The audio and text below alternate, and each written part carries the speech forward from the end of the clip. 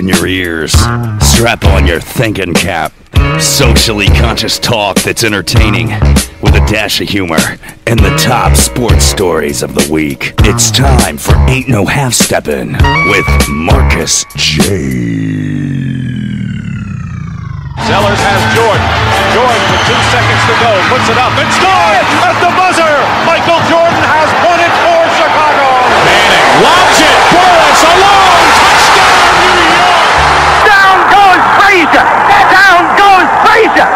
Down goes Frazier. He hits one deep to right center. That ball is out of here. The Yankees win the pennant.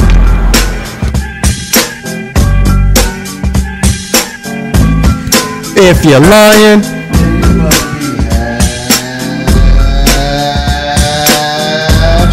ain't no half stepping with Marcus J. Back for a live show. Be down with us tonight. 804-402-2893. 804-402-2893 to be down with Ain't No Half Stepping with Marcus J.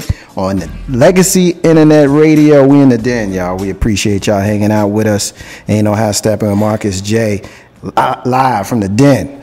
Legacy Internet Radio. We got a hot show for y'all tonight. I'm going to introduce the fellas here in a moment. We got ladies coming in studio tonight, so we definitely are excited about the show that we got for y'all on LegacyInternetRadio.com and MixLR. We got a hot one. We're going to talk about the brackets. Everybody did a bracket here in the den of Legacy Internet Radio, so we're going to get into it. We got K-Dub joining us momentarily for the K-Dub report, so we're going to get into that. Of course, we got a missing and or exploited child, as we do every single week on Ain't No Half Stepping with Marcus J. What the hell is coming to you live, and then we got the ladies in the building for the Diva Diary, so we're looking forward to it. Ain't No Half Stepping with Marcus J. is live from the den of Legacy Internet Radio and MixLR. I want to take this opportunity to go around the room and introduce the crew.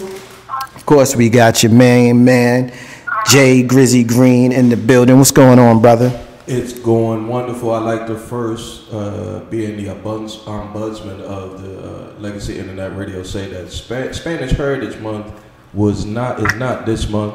So El Negro Grizzo can't be in effect until the middle of September to the middle of October. You know I was saying it was Spanish Heritage Month this month, and I did my pseudo name, but I looked it up, did my research, and I'm a couple months early, so I'd like to apologize to all my Latino family and friends out there that's listening. But I'm in the building, man. I feel great. You feel great, man. You want to tell everybody what you got going on soon, man? Look, they know what it is. We gonna be plugging this the whole night. They know what it is.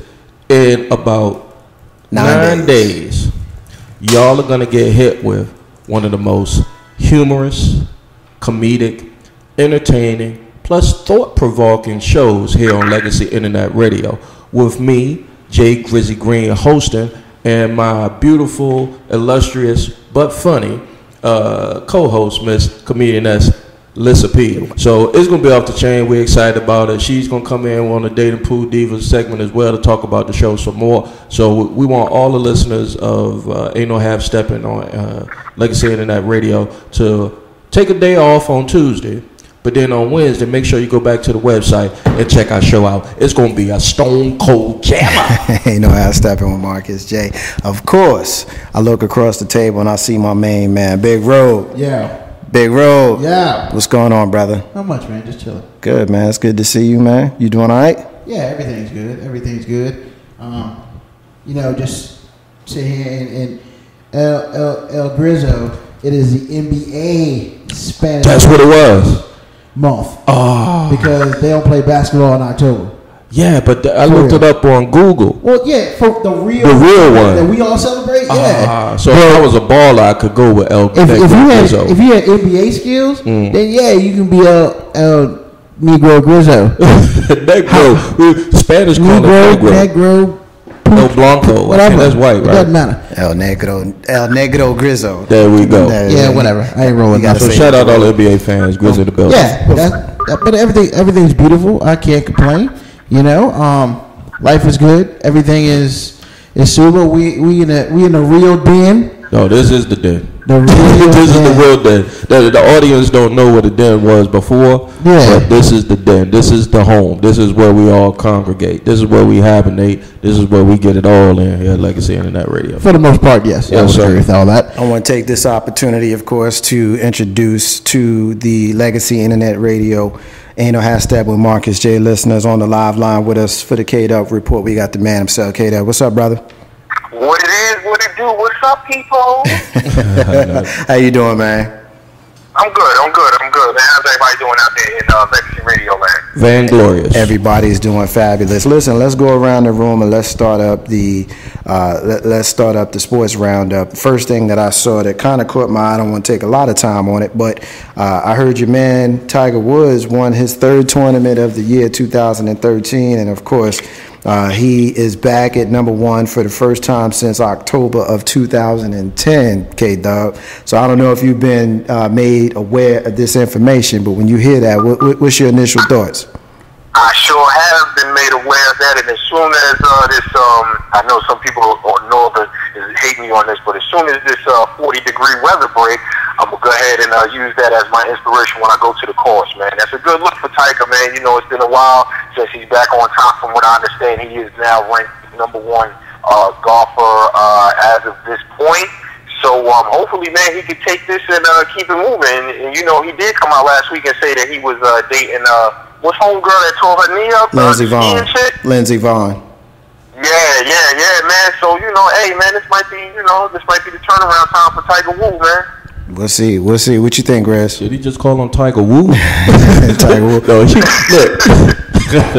look, hey, Tiger Woods, usually after you go through something traumatic as getting a beat down from your wife, wrecking your car and all that, it take you about 2 years to recover. That's on average what it takes. Plus, you got to run up on some new good, which he did. So, it was inevitable for him to be back on top of his game. What you think, Big Road? 877 days. Yeah. That's how long it took for him to become number one again. This dude need to make sure that he don't mess up Lindsey Vonn, yo.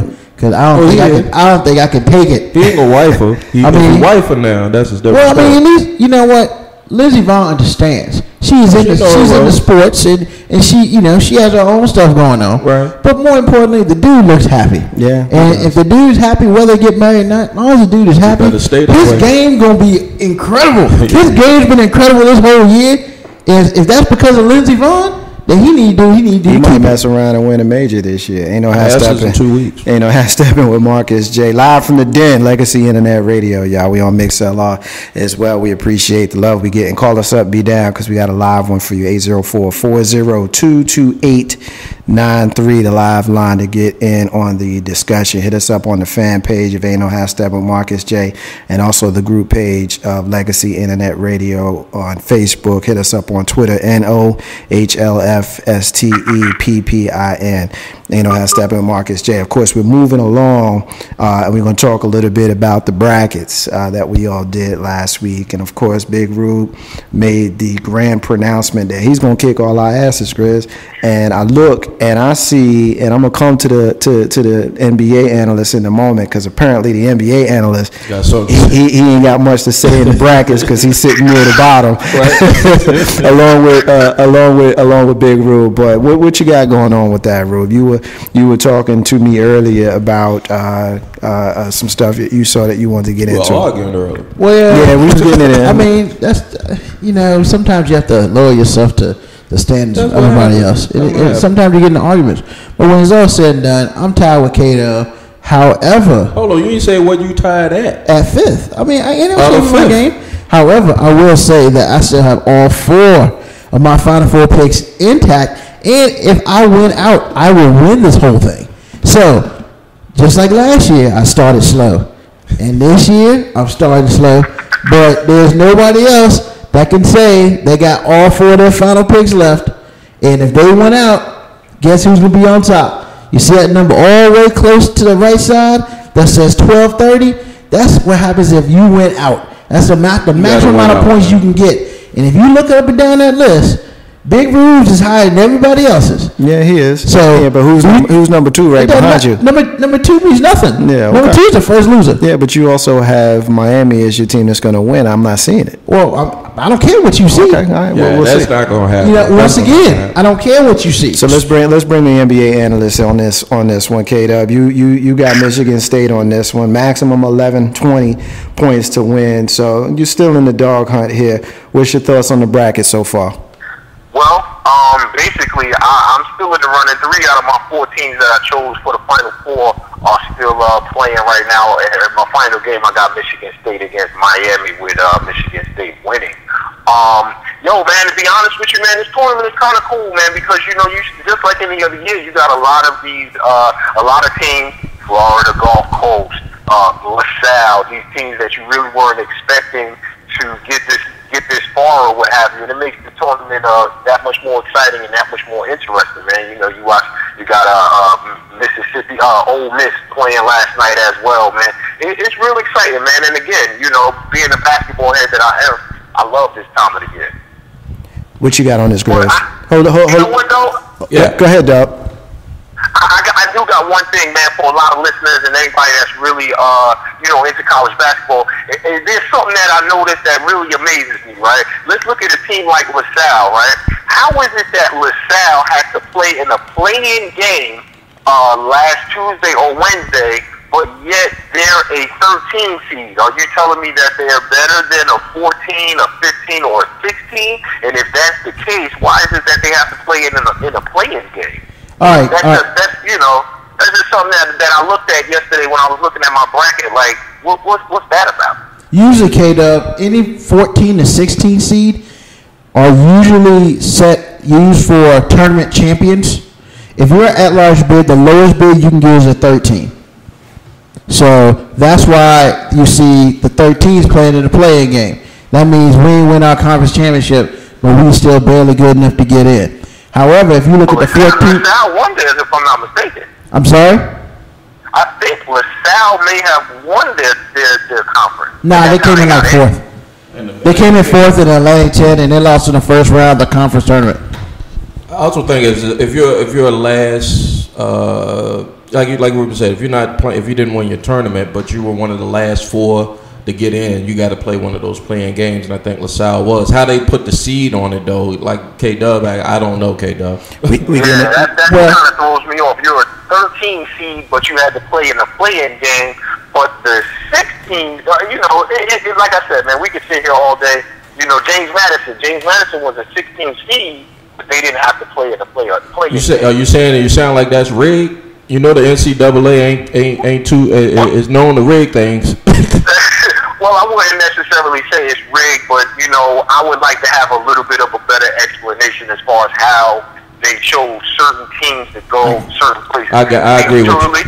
To be totally honest with you, anybody that's really been watching that college basketball, Miami is not a number 2 seed. They should have been a number 1. That's right.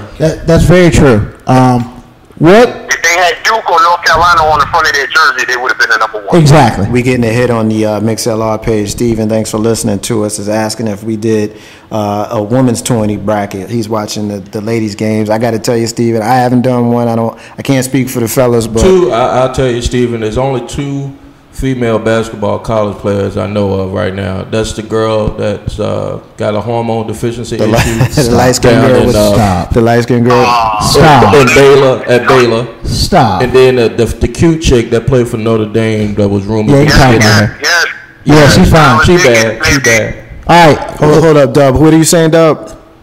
Skylar Diggins. Skylar Diggins.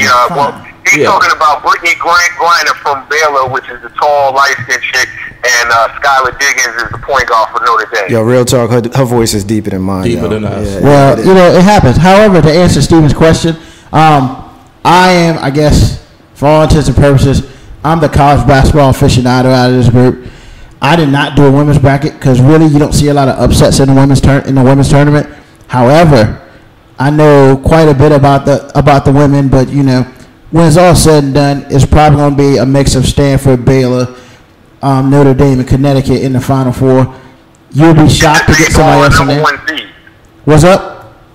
you just basically named, I believe, all the number 1 seeds. Yeah, there's very little parity in the women's tournament. For instance, after the first 2 days, there's only one seed, a low seed that beat a higher seed, and it was a 9th seed beating the 8th seed. So in the women's tournament, the parity is not as there as much as in the men's tournaments. And first of all, thanks for that. Yeah, we are equal opportunity, Steven, but real talk. The money, they don't make enough money on women's. We could play that game, Steven, and I think the reality is the interest for women's sports is just not there. Not yet. You're talking to somebody who used to go to New York Liberty games a lot. I spent a lot of time in Madison Square Garden going to see New York Liberty games, and I traveled. I used to go to see them, the ladies play in Atlanta. I mean, I've traveled to see women's sports. So it's not a situation where it's not equal opportunity. It's just a matter of the level of interest just isn't there. And you can say you like it all you want, but real talk, if you had a choice between watching Miami Heat play against the Boston Celtics or you had a choice to watch the New York Liberty play against the Los Angeles Sparks, real talk, who you watching?